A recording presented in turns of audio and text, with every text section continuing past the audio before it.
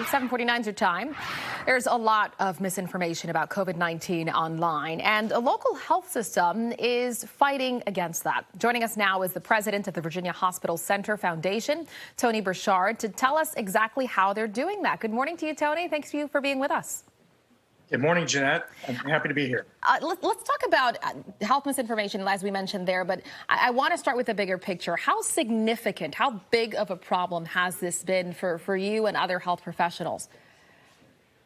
Well, Jeanette, it's a problem really worldwide. The World Health Organization released a report last week that stated that misinformation around COVID has radically increased vaccine hesitancy, as well as the misuse of other drugs that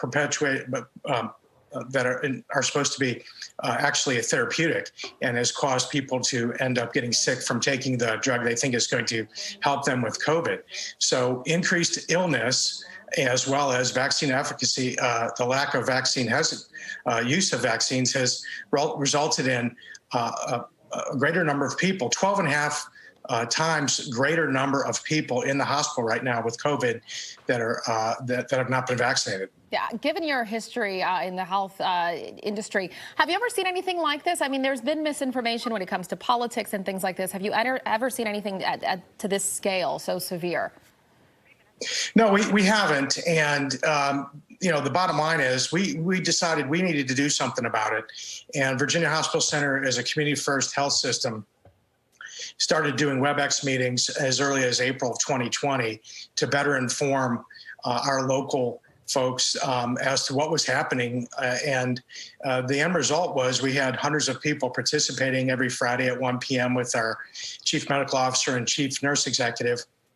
And as the COVID situation softened, we discontinued those meetings. And then one of our board members on the foundation suggested, you should consider doing a podcast because so many people are downloading podcasts. They have more time now. They're not commuting. They're working from home. They're listening to podcasts. You should think about that. And so we did start the podcast, and it's been very well received. Yeah, I know that you all have made it a point to kind of step in and be an easy accessible source of information, because these days it's easy to find sources that are not reliable and that are not accurate. I'm curious, though, do you find that people are fairly receptive to it? Because I know some folks just don't trust health professionals, period, and would rather go to other people who have no history when it comes to medical information. Absolutely. I think there is a high level of distrust. But I think in our case, since we are a community-first health system, we have 70-plus years of serving the community, there is a higher level of trust with Virginia Hospital Center. We've seen that with the responses we've gotten from people. And so we anticipate that going local can help offset all the misinformation that people are hearing on the internet and other places. Yeah, so what you're saying is a relationship was already there, essentially. You have that rapport, and so you've built upon that. What would you say to someone who perhaps is watching and might have a parent, a grandparent, just a loved one, who is not receptive to information from health professionals? How do you start that dialogue and point them in the right direction?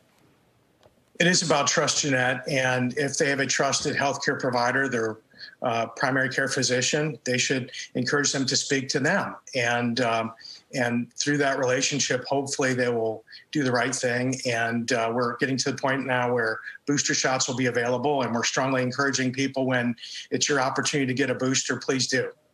Yeah, my last question to you in the last 30 seconds.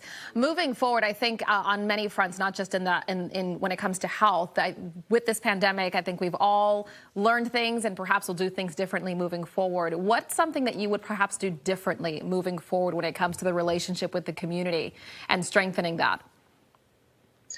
Well, I think we would absolutely identify our trusted physicians, get them out there, not only in a podcast, but also on their own personal channels. We have a number of physicians that use Facebook Live to communicate on a weekly basis with followers. And I think those trusted physicians, healthcare providers using their own personal channels, along with organizations like Virginia Hospital Center using our professional channels. Together, we can reach more people and create trust. Yeah, absolutely. One of the big takeaways from what I've seen you guys have done is just meet people where they are, right, and make it as convenient as possible to get the right information. Tony Burchard, president of the Virginia Hospital Center Foundation, appreciate your time this morning. Thank you, sir.